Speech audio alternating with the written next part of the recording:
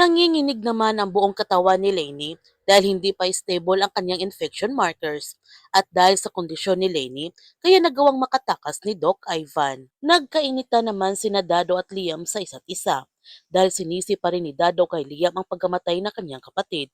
Babarilin na sana ni Dado si Liam, ngunit sumigaw si Luna upang pigilan si Dado.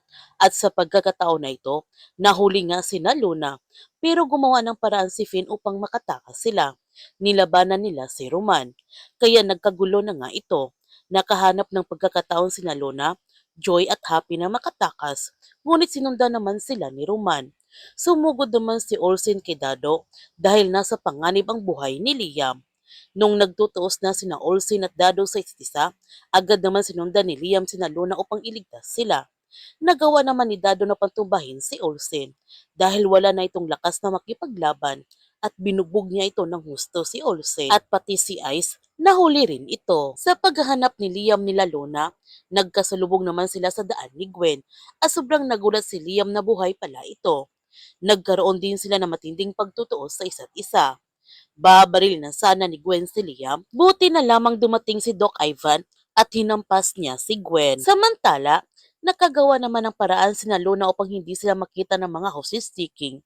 Nagtago sila sa kisame at nung umalis nang humahabol sa kanila, bumaba kagad sila upang mag-isip kung paano nila matatalo sina Emil. Hanggang nakarating na nga sina Liam at Doc Ivan sa kinaroonan nila Luna. Sobrang masaya si Liam nung nakita niya muli sina Joy at Happy. Pati rin si Luna, sobrang masaya rin siya nung buhay pa si Doc Ivan. Nakarating naman kay Emil ang pagtakas ni Liam. Kaya ginamit ni Emil ang pay system upang sabihan si Liam na kapag hindi siya bumalik sa loob ng 5 minuto, alam na niya ang mangyayari sa kanyang ina. Kaya huwag natin palalapasin ang kapanapanabik mga tagpo sa Roha. Kung bago ka pa channel ko, don't forget to like, subscribe, and click notification bell para palagi kang updated sa mga videos na upload ko. Thank you for watching and God bless to everyone.